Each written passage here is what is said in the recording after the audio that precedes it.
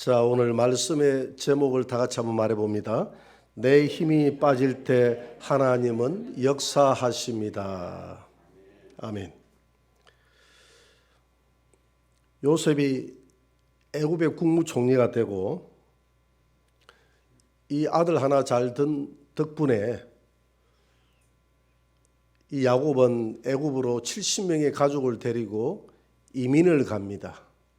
이민을 갔을 때에 당시 애굽의 왕이었던 이 바로 왕은 이 야곱의 가정에 은혜를 베풀어서 시민권을 허락하고 고센이라는 땅마저도 허락을 해서 그 고센 땅에서 목축을 하면서 그렇게 살았습니다.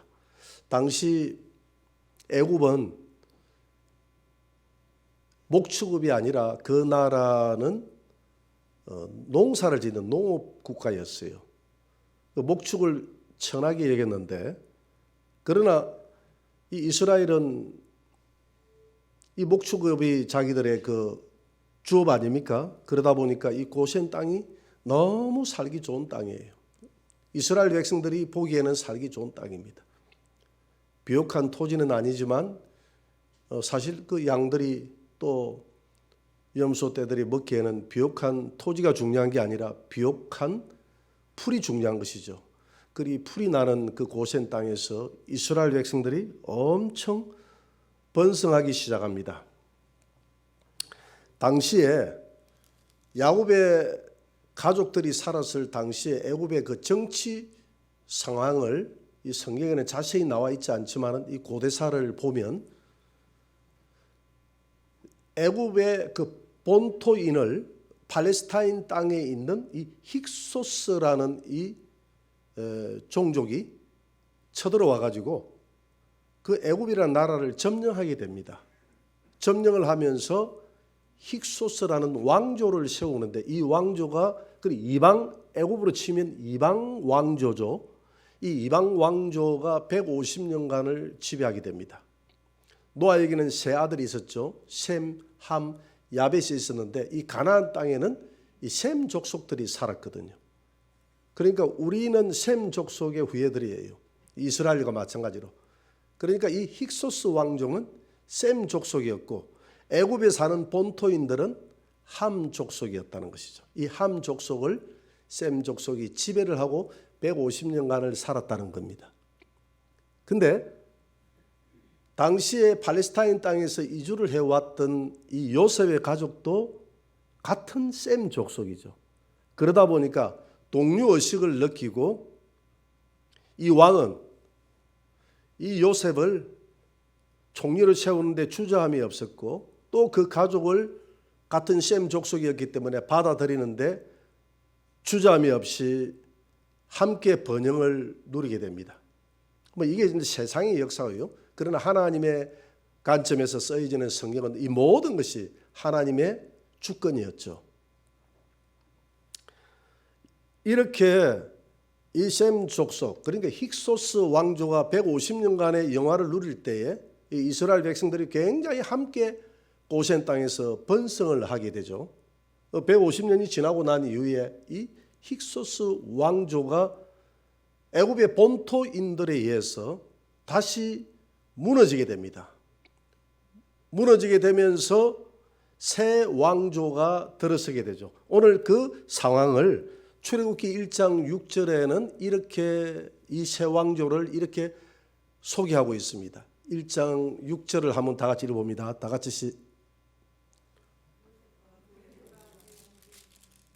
다 같이 1장 8절입니까? 다 같이 시작. 요셉을 알지 못하는 새 왕이 일어나 애굽을 다스리더니, 그러니까 이제 요셉도 죽었죠. 150년이라는 시간이 지나면서 요셉도 이제는 나이가 많아서 죽었고 그 후손들이 번성했는데 이제 그 요셉의 야곱의 그 가정을 보호해줬던 새 왕조가 정복당하고 새롭게 왕조가 건설됐는데 이 왕조가 가만히 보니까 요셉을 알지 못했다. 이 말은 왜 요셉을 알지 못했겠어요? 새 왕조가 일어나도 요셉이 국무총리까지 했는데 충분히 알죠. 그렇지만 이 말은 요셉을 귀하게 여기지 않았다는 겁니다. 요셉을 별로 나와 상관없이 여겼던 새 왕조가 일어났다는 거예요. 근데 이 새 왕조는 함 족속이지 않습니까? 가만히 야곱의 그 가족들을 쳐다보니까 엄청 번성해 있는데 저 족속들이 이전에 있는 셈 족속과 함께 번영을 누렸다 이 말입니다. 저걸 가만히 그대로 두었다가는 또 다른 어떤 이방인들이 쳐들어온다거나 하면 저들이 또 힘을 합쳐서 우리 왕조를 또 무너뜨릴 수 있는 암적인 존재가 될 수도 있겠구나 하는 이런 고민이 이 새 왕조의 이 바로 왕에게는 있는 것입니다. 그래서 오늘 이런 고민들을 출애굽기 1장 9절 이후에는 이렇게 설명하고 있습니다. 한번 읽어볼까요? 그가 그 백성에게 이르되 이 백성 이스라엘 자손이 우리보다 많고 강하도다. 자, 우리가 그들에게 대하여 지혜롭게 하자. 두렵건대 그들이 더 많게 되면 전쟁이 일어날 때에 우리 대적과 합하여 우리와 싸우고 이 땅에서 나갈까 하노라 하고 감독들을 그들 위에 세우고 그들에게 무거운 짐을 지워 괴롭게 하여 그들에게 바로를 위하여 국고성 비돔과 람셋을 건축하게 하니라. 그 새 왕조의 이 바로 왕의 고민이 묻어 있죠. 저놈들이 저렇게 번성하게 되면 또 다른 나라가 쳐들어왔을 때에 힘을 합쳐서 우리 왕조를 무너뜨릴 수 있는 큰 암적인 존재가 될 수 있기 때문에 저놈들의 힘을 좀 빼야 되겠다.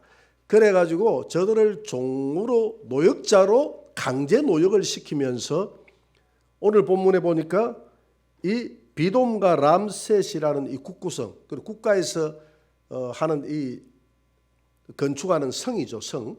그러니까 저기 쳐들어왔을 때에 방어하는 이 성, 이 어마어마한 이 중국의 만리장성 같은 규모는 그보다 훨씬 작지만은 그런 적의 방어에 취약하기 때문에 이런 성을 쌓는 일들에 이 백성들을 이용했다는 것입니다.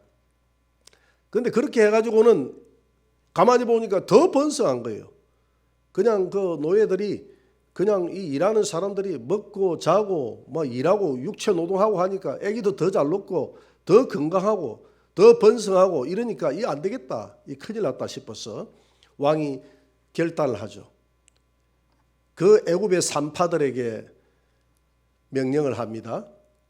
남자아이가 태어나면 무조건 죽이라, 이렇게 명령을 하죠. 그러나 이 산파들이 하나님을 두려워해서 남자들을 죽이지 않고 숨기더라 이렇게 했어요.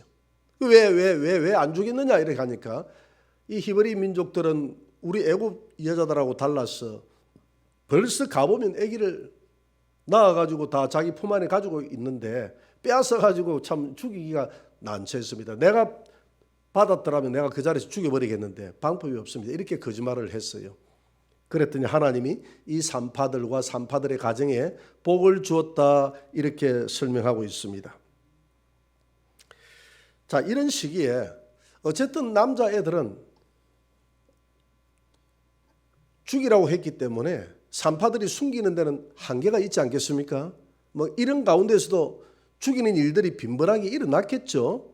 안 그렇겠어요? 우리가 그 역사적인 상황에서 우리가 들어가 보면 숨길 때 숨기더라 해도 나름 또 이렇게 죽이려고 하는 이런 일들이 숨바꼭질이 막 벌어지고 참 처참했을 거예요. 그래서 이 요게벳이라는 이 여자도 모세를 낳았는데 모세를 낳고 3개월 동안을 숨겨서 지냈다. 왜? 남자아이기 때문에 법적으로 보면 왕의 명령이기 때문에 죽여야 돼요. 3개월 동안을 이렇게 숨기고 하다 보니까 애는 집에서 울어샀죠. 이러니까 도저히 집에서 키울 수가 없는 거예요. 이 애를 키우다가 집안 사람들이 다 잡혀가서 몰살당하게 되겠어.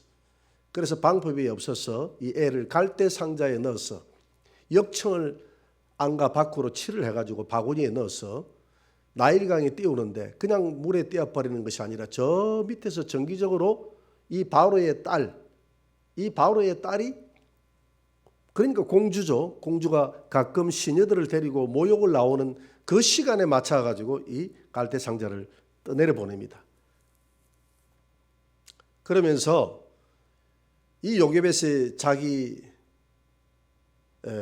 딸 그 미레암에게 이야기를 합니다. 너는 저 갈대 상자를 따라 내려가다가 누구 손에 걸리는 거 딱 보라. 아마 공주가 받을 것 같는데 공주가 보고 하나님의 은혜를 베풀어서 야, 아기가 참, 공주가 당시에 아기가 없었어요. 아기가 없었기 때문에 아기를 내게 주신 신의 선물이다 이렇게 생각하고 혹 자기 애로 거두어 드리게 되면 너가 퍼뜩 그 공주 앞으로 가가지고 아기가 참 예쁘다고 이렇게 칭찬을 해주고, 지금 히브리 어머니들이 아기들을 다 버렸기 때문에 이 젖이 남아 돈다, 그런 유모를 내가 좀 소개시켜도 될까요? 이렇게 물어봐라. 그래서 나를 소개시켜라. 그렇게 했는데 아니나 다를까 정말 이 요게벳이 생각했던 그대로 행하는 겁니다. 공주가 이 갈대 상자를 열어보니까 아기가 나오는데 아기가 너무 예쁜 거예요. 너무 예쁜데 공주도 눈치를 채잖아요. 아, 이 아기는 히브리 어머니들이 버린 아기다. 우리 아버지가 어쩔 수 없어서 이렇게 명령을 내렸는데 참 불쌍하다. 내가 이 애를 거두어 가서 내가 양자로 삼아야 되겠다. 이런 생각을 하는데 공주가 젖도 없고, 그러니까 옆에 이 미리암이 찾아와 가지고 공주님 아기가 참 예쁘네요. 예쁘네요. 그러면서 우리 히브리 산파들 중에서, 히브리 여인들 중에서 이 젖이 남아 도는 여자들이 참 많이 있는데 행실이 반듯하고 훌륭한 사람이 있습니다. 그 사람을 제가 소개를 시켜드릴까요? 하니까 그렇게 하는 게 좋겠다 해가지고 그렇게 해서 이 모세의 어머니를 유모로 살짝 소개를 시키는 것이죠. 그러면서 이 공주가 이야기를 합니다. 이 애를 데리고 가가지고 젖을 떼서 초등학교에 들어갈 때까지 자네가 좀 키우게, 내가 우유값은 주겠네. 이렇게 해서 아기를 키우는데 이 요게벳은 자기 아기를 키우면서 공주로부터 우유값 또 수고비 다 받아가면서 이렇게 키우는 그런 참 희한한 일들이 벌어지게 됐습니다. 그러면서 이 아기를 키우는데 아기가 어느 정도 말귀를 알아챌 때부터 그때부터 교육이 들어갑니다. 너의 태생은 너는 히브리인이야. 너는 유대인이야. 그러면서 어릴 때부터 이 아이에게 교육을 하면서 가끔 공주가 이제 아기 보러 오겠지만은 이건 절대 공주에게는 비밀로 해야 돼. 비밀로 해야 돼. 비밀로 해야 돼. 이렇게 하면서 계속 세뇌 교육을 시키죠. 그러니까 이 어린 아이의 머릿속에는 나는 유대인이야. 나는 히브리인이야. 라는 그런 생각이 머릿속에 어릴 때부터 있는 상황에서 이제 취향 연령이 됐기 때문에 이제 학교에 들어가기 위해서 공주가 이 아이를 데리고 갑니다. 그래서 이 황실 학교에 모세를 보내게 되죠. 귀족들과 함께 공부를 하는데 모세는 다른 아이들보다도 그 재능과 지혜가 탁월하더라 이렇게 기록이 되고 있어요. 그래서 모세가 이제 어느 정도 장성했을 때 20대가 넘어서서 장성한 청년이 되었을 때에는 이제 애굽 나라의 장수가 됩니다. 모세가 신장이 좋았던 것 같아요. 용맹하고. 그래서 하는 전쟁마다 이렇게 승리를 했다 이렇게 기록하고 있습니다. 그 요세푸스가 쓴 고대사라는, 요세푸스는 이스라엘의 역사가거든요. 이스라엘의 역사가 쓴 그 고대사라는 그 책에는 당시 애국과 에도피아가 이디오피아, 지금 이디오피아 지금은 별것 없는 나라지만 힘이 약한 나라지만 과거에는 굉장한 힘이 세던 나라예요. 우리나라에 6.25 때 참전도 했던 나라가 이디오피아죠. 지금은 너무 힘이 없고 가난하고 그렇게 살지만 과거에는 이 이디오피아라는 이런 제국이 굉장했습니다. 그 제국과 애굽이 전투를 했을 때 모세가 데리고 나가서 여기서 형력한 승리를 거두었다 이렇게 기록을 하고 있습니다. 이렇게 이제 점점 모세는 자기의 위치를 잡아가기 시작합니다. 당시 이 모세는 이 바로 왕이 계성 1순위였어요. 다만 약점이 있습니다. 그 약점이 누구냐면 그 약점이 바로 히브리 민족이라는 것, 양자라는 것. 이것 때문에 문제가 되죠. 족속이 다르죠. 애굽은 함족인데 이들은 셈족이기 때문에 서로 족속이 다르기 때문에 여기에 대한 불안감이 있기는 있었는데 어쨌든 왕이 계승자 1위였으면 틀림없고, 또 모세는 전투에 나가서 이 애국을 위해서 싸워서 형력한 공을 세웠기 때문에 그 왕과 그 주변에 있는 신하들과 백성들에게 인정을 받았던 그런 시기였습니다. 근데 모세가 나이가 이제 40이 됐어요. 40 될 때까지 총각으로 살았는데, 그러면서 모세의 마음속에는 이제 자기 어릴 때부터 어머니에게 들었던 그 민족성에 대한 그 안타까운 마음들이 마음속에서 솟아나기 시작합니다. 왜 나는 이렇게 애굽의 왕자로 와가지고 이렇게 편안하게 사는데 내 동족들은 저렇게 람셋, 저 비동가 람셋에서 국구성을 쌓으면서 종살이를 해야 되는가? 그래서 이 동족들을 한번 돌아봐야 되겠다. 내가 어떻게 이 동족들을 좀 이렇게 구원할 방법이 없을까? 이들을 해방시킬 방법이 없을까? 이 현장을 알아야 되잖아요. 그래서 현장 방문을 내가 좀 해봐야 되겠다.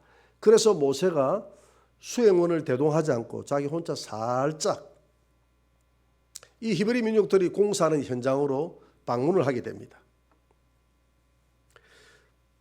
방문을 하는데 그때 마침 어떤 일이 벌어지느냐 하면 이 애굽의 이 감독관들이 당시에 보면 아주 흉포했거든요. 그렇게 하지 않으면 또 감독을 할 수 없으니까. 이 감독관 중에서 한 명이 일을 잘 하지 못하는 그 히브리 사람을 들고 채찍으로 패기 시작합니다. 이 모습을 모세가 가만히 쳐다보니까 마음속에 같은 동족이 얻어맞는다 생각하니까 울분이 치솟기 시작하는 거예요. 그래서 좌우를 이렇게 쭉 살펴보니까 보는 사람이 없어. 그래서 잘 됐다 싶어서 그 사람에게 가가지고 두들겨 패가지고, 그러니까 모세가 감독관보다 더 힘이 좋은 장수였지 않습니까? 이 장수다. 적진에 나가서도 이기는 장수였기 때문에 이 사람을 패가지고 잡아 죽여가지고 땅에다 묻어버렸다 이렇게 돼 있어요. 모래에다가 묻었다 이렇게 되거든. 당시 그 나일강 주변이 대부분 그 모래 땅이거든요. 이 모래 땅에다가 땅이 잘 파지니까 그냥 이 시체를 묻어버렸어요. 아무도 몰랐다라고 생각하고 그 다음날 또 그 현장에 한번 방문을 합니다. 방문을 하는데 그 다음날은 또 보니까 어떤 일이 벌어지느냐 하면 자기 동족들끼리, 히브리 동족들끼리 싸우고 있는 거예요. 히브리 동족 중에서 힘이 센 사람이 자기 동족의 힘이 약한 사람을 두들겨 패고 있는 겁니다. 이 모습을 쳐다보면서 모세가 가까이 가가지고 서로 싸우지 마라. 우리 같은 동족끼리 싸워서 되겠는가 하고 좋게 이렇게 싸움을 말겠는데, 그 중에서 두들겨 팼던 이 사람이 하는 말이, 어제 너 보니까 애굽 사람을 죽였던데 오늘 내 죽이려고 그러나? 이렇게 보니까 모세는 깜짝 놀라는 거예요. 어제 반 사람이 없다고 생각했는데 이 사람이 지켜봤던 겁니다. 그래서 모세는 이 이야기를 듣고 깜짝 놀라서 돌아갑니다. 돌아가는데 이미 신고가 들어가서 모세를 잡아라 라는 이야기가 이제 돌기 시작합니다. 이 이야기가 바로 왕에게까지 들어갑니다. 바로 왕이 생각할 때 괘씸한 거예요. 아무리 자기의 손자지만은 양손자잖아요. 괘씸한 거예요. 주변 사람들이 수군거리기 시작합니다. 그러면 그렇지. 우리가 고양이라고 생각하고 데리고 와서 키웠는데 알고 보니까 호랑이였다. 저는 근본적인 자체가 우리하고 종족이 다르기 때문에 끝내는 사고 칠 놈이었어. 우리의 생각이 맞았다. 만약에 적이 쳐들어온다면 저 모세가 앞장서서 이 노예들을 데리고 이 히브리 민족을 데리고 함께 우리 민족을 무너뜨리고 도망갈 녀석이다. 그러니 이번 기회에 모세를 잡아 죽여야 된다. 이래서 모세를 잡아들이라라는 방이 붙기 시작하고 모세는 놀래서 도망을 가기 시작했는데, 어디까지 도망을 가느냐 하면 저 미디안 광야라는, 그러니까 미디안 광야가 저 여러분 호렙산 있잖아요. 그지? 시내산 그 위에가 미디안 광야인데 그 위에까지 모세가 놀래서 도망을 가기 시작합니다. 거기에서 누구를 만납니까? 미디안 제사장의 딸 십보라를 만나게 되죠. 십보라를 만나서 그 자기 아버지 집으로 인도함을 받고 거기에서 이제 십보라하고 결혼을 해서 정말 처가살이 40년을 살게 되는 것이죠. 이 처가살이 40년을 사는 동안에 모세는 자기의 힘이 다 빠졌습니다. 궁중생활까지 왕자로서 살았던 삶이 40년이지 않습니까? 처가살이 광야에서 보냈던 시간이 40년입니다. 40년 지나고 나니까 이제 80대 할아버지가 됐습니다. 모세는 참 아쉬움이 많았습니다. 내가 힘이 있을 때 저 동족을, 저 민족을, 우리 민족을 구원할 수 있는데 저놈들이, 저 녀석들이 내 이 진심을 몰랐어.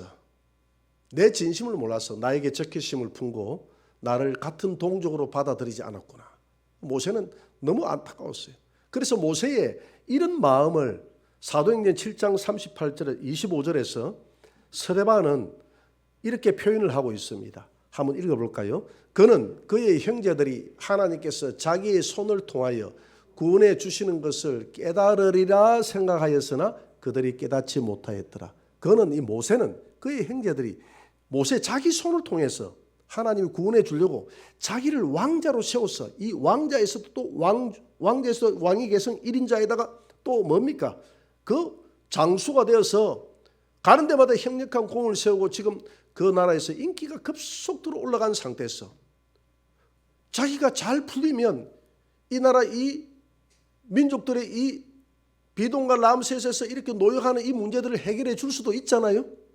조금 더 인정을 받으면.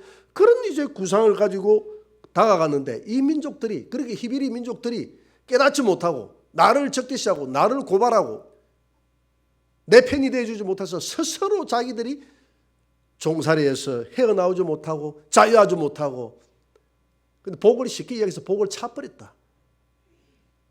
내가 좀 희생해가지고 내 민족을 구원하려고 했던, 이 독립운동을 하려고 했던 이 독립투사, 나 이 힘이 있을 때, 권력이 있을 때 뭔가 이 민족을 구원해 주려고 했던 이런 마음을 가지고 갔는데 이 민족들이 나를 몰라보고 말이야, 내가 누군지 몰라보고, 자식들이 말이야 막 이렇게 하면서 막 모세는 분노에 차가지고 뒤돌아보니까 어쩔 수가 없지, 어쩔 수가 없지, 이렇게 생각했다 이 말입니다.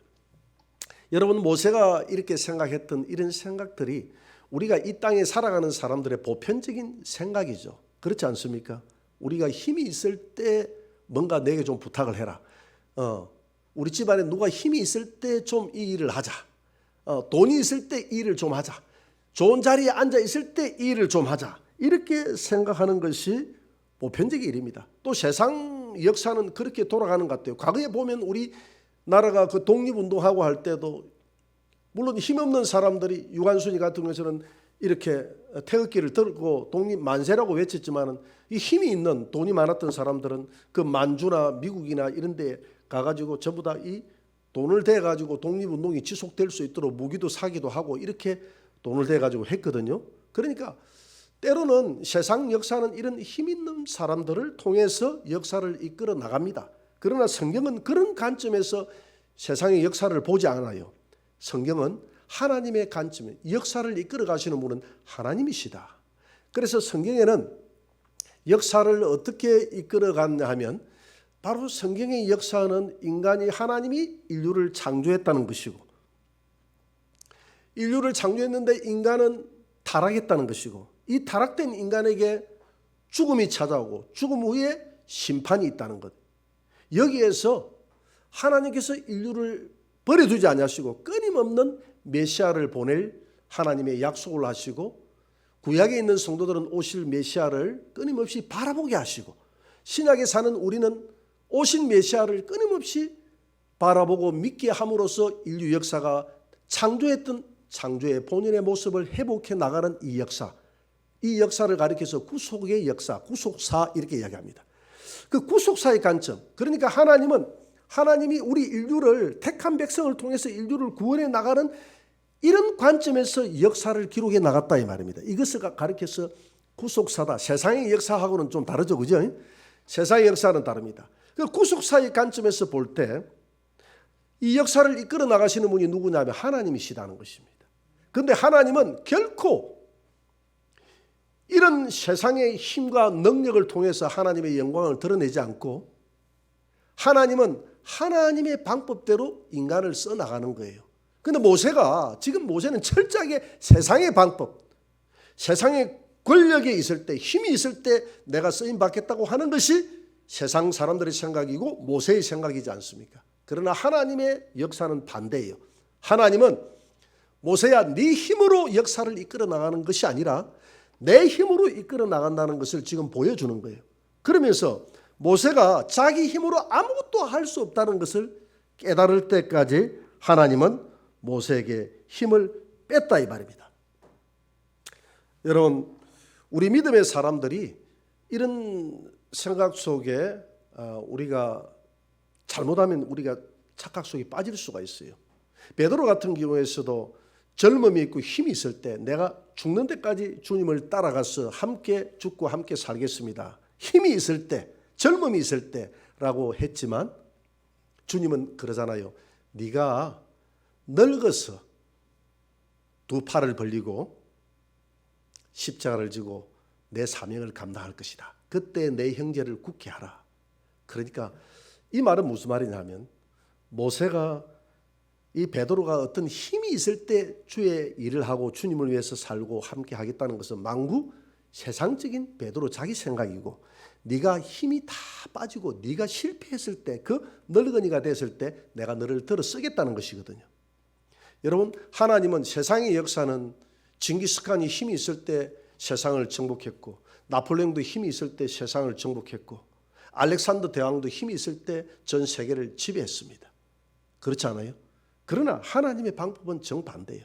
하나님은 왜 그러면 그 힘 있는 자들을 왜 세상을 정복해 나가고 세상의 역사를 이끌어 나가도록 하나님 하셨습니까? 라고 물어본 사람이 누구냐면 하박국이거든요. 세상의 역사를 하나님이 이끌어 간다고 하면서, 하나님은 힘없는 자들을 통해서 하나님의 역사를 이끌어 간다고 하면서 왜 힘 있는 자들이 득시하는 세상을 만들어 놓고 하면 이 이율배반적인 이야기 아닙니까? 이렇게 이 말이 맞지 않잖아요. 하나님 이렇게 이야기합니다. 그때 하나님이 답변하시기를, 하박국아, 너는 악인의 번성하며 오래가지 못함을 보라.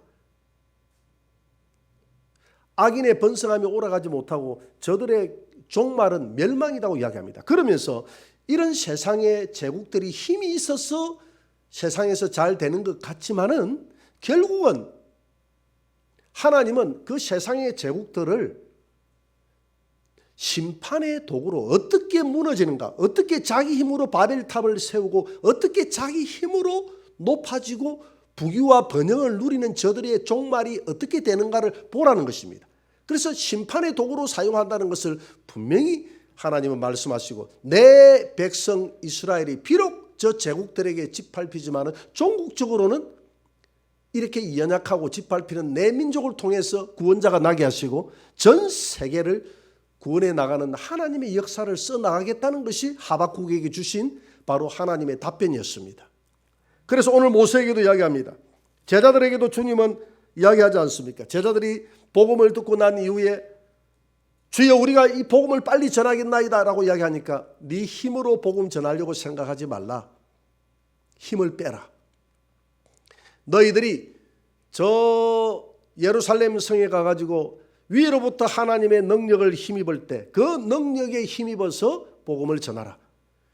인간의 힘으로 할 수 있다는 이 생각, 인간의 뭔가 능력이 있고 사람이 젊음이 있고 힘이 있고 돈이 있고 명예가 있고 권세가 있을 때만이 그걸 이용해서 하나님의 일을 하려고 너희들 머릿속에는 세상적인 방법으로 가득 찬데, 나는 그런 방법에 의해서 복음이 전해지기를 원치 않는다. 이 복음은 오직 성령이 너희에게 임하면 하나님이 너희들의 육체를 강력하게 붙들어서 쓰게 될 것이다. 하나님의 일은 하나님이 하시는 것이지 하나님의 일을 죄인된 너희들이 할 수가 없는 거야.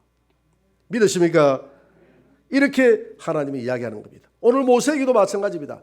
모세가 왕자의 위치에 있을 때 내가 하나님의 일을 할 수 있습니다라고 했을 때 하나님은 모세에게 철저하게 모세가 실패하고 모세가 가지고 있는 모든 힘을 다 빼고 다 빼는 시간까지 몇 년이 걸렸습니까? 40년, 힘 빼는데 40년 걸렸습니다. 각지다 집사님 좀 힘 좀 많이 빠졌습니까? 40년 걸렸다 해도요, 힘 빼는데. 집사님은 그렇게까지 안 걸릴 거예요. 왜냐하면 모세는 그래도 왕자의 자리까지 올라갔기 때문에, 왕이기 때문에 너무 힘이 들어갔어. 목에 기부스가 너무 들어가고 너무 힘이 들어갔기 때문에 그 빼기가 쉽지 않다 이 말이죠. 빼기가 쉽지 않다 이 말이에요.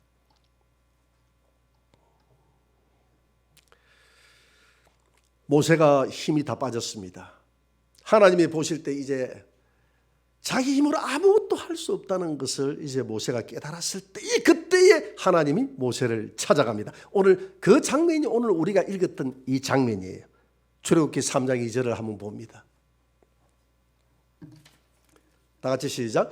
여호와의 사자가 떨기나무 가운데로부터 나오는 불꽃 안에서 그에게 나타나시니라. 그가 보니 떨기나무에 불이 붙었으나 그 떨기나무가 사라지지 아니하는지라.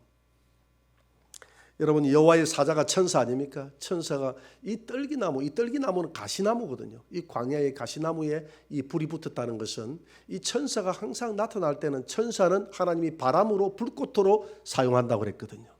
우리 예수님이 오실 때도 우리 예수님이 데살로니가후서 1장 7절에 보니까 불꽃 가운데 나타나더라. 이 말은 그 천사들의 호의를 받으면서 나타난다 이 말입니다. 천사들은 불꽃으로 나타나는 거죠. 왜 불꽃으로 나타나는데 이 가시나무 떨리게 나타났을까? 이것은 내 백성의 고통을 의미하는 거예요.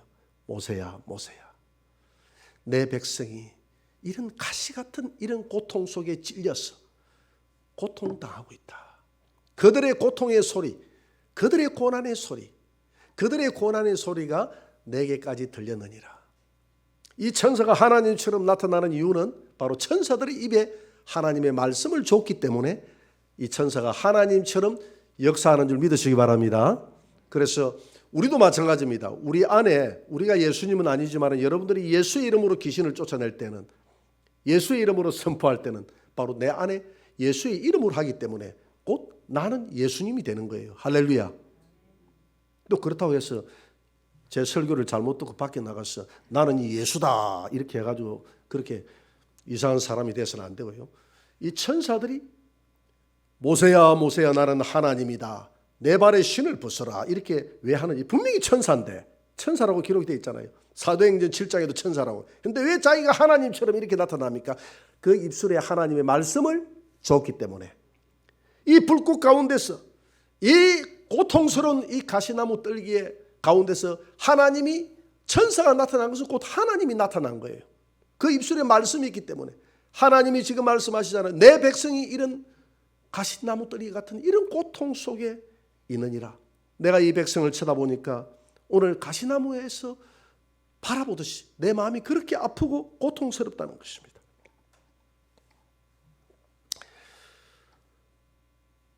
여러분, 모세가 힘이 다 빠졌을 때 하나님이 모세를 불렀습니다. 올 한 해를 우리가 돌아보면 우리 교회는 특별히 힘이 좀 많이 빠지신 분들이 우리 교회에 찾아오는 경우들이 참 많습니다. 어떤 구역에는 구역장이 그렇게 이야기를 제게 농담 삼아 합디다. 우리 구역은 보니까 세상에서 실패를 한 번 정도 경험하지 않으면 우리 구역에 들어올 자격이 없는 것 같아요. 우리 구역 식구들은 다 그런 사람들이 모였습니다.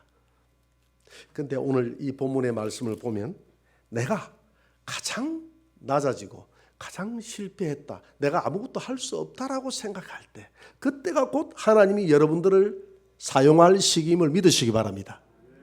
우리가 힘을 다 빠질 때, 내 힘이 다 빠질 때, 그때 하나님은 역사한다는 겁니다. 사도 바울은 하나님 앞에 하나님 저에게 건강을 달라고 기도했습니다. 왜? 바울은 건강이 안 좋았어요. 바울은 건강이 안 좋았습니다. 바울이 가지고 있는 그 병이 눈병이었습니다. 그렇죠? 다메섹 도상에 올라가다가 그 빛 가운데 역사하시는 그 주님을 만나고 두 눈이 안 보였습니다. 그때 기도해서 눈이 보이기는 보였는데 너무너무 고통스럽고 아팠어요. 그런데 바울의 그 병이 눈병이었다는 것을 어떻게 알 수 있냐면, 갈라디아 교회에 찾아가서 너희들이 할 수만 있더라면 눈이라도 빼어서 나에게 주었으리라 이렇게 이야기를 하고 있습니다.